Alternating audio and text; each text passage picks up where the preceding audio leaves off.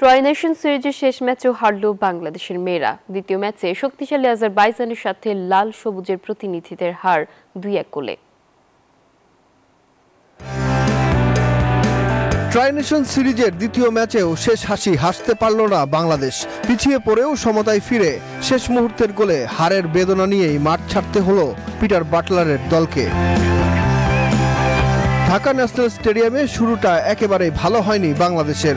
ম্যাচের 19 মিনিটে আজারবাইজানের অধিনায়ক জেফার জাদার স্কোরে পিছিয়ে পড়ে বাংলাদেশ। গোল করে মৃত মাকে উৎসর্গ করেন তিনি। পিছিয়ে পড়ে হতাশায় ডোবে বাংলার নারীরা। এরপরই গোলের সহজ সুযোগ হারায় আফিদা খন্দকারের দল। তবে ম্যাচের 34 মিনিটে গ্যালারিতে থাকা কয়েক হাজার দর্শককে আনন্দে ভাসান মারিয়া মান্ডা। লাইসেন্স পায় পিটার বাটলারের হাইলাইন ডিফেন্স তত্ত্ব।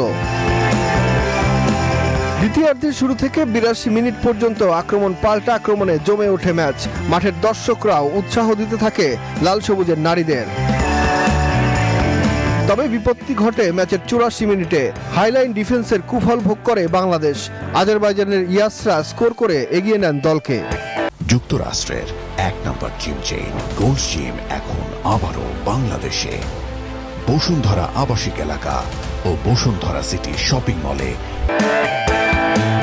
এরপর আর ম্যাচে ফিরতে পারেনি বাংলাদেশ। অতিরিক্ত সময় সুযোগ তৈরি করেও বল জালে জড়াতে পারেনি বাংলাদেশের নারীরা। ফলে ট্রাই নেশন সিরিজে হার নিয়েই মাঠ ছাড়তে হয় বাংলাদেশকে। সুখন সরকার, নিউজ 24, ঢাকা।